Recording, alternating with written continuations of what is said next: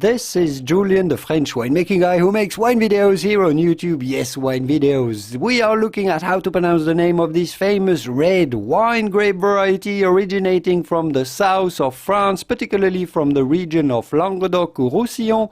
We are looking at how to pronounce the name Carignan. Carignan. Note that sometimes you will find this spelling with an E at the end, Carignan. And particularly in California and in the United States more generally. In this case, it will be pronounced Carignan. Carignan. But in France, the grape comes under the name Carignan. Carignan. In Spain, Carignan is known as cariñena. This is the exact same grape variety, it's just a different name. It is a synonym, cariñena. Carignan, for the typical French pronunciation with the French R, say Carignan. Carignan. But it's fine to say Carignan.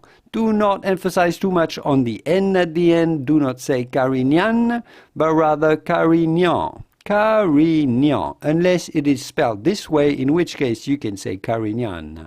Carignan. But in this way, Carignan. I hope this video was useful. If it was, give it a quick thumb up before you go to support my work. And I will see you soon in the wonderful world of vino, in the wonderful world of wine. Au revoir. Bye-bye.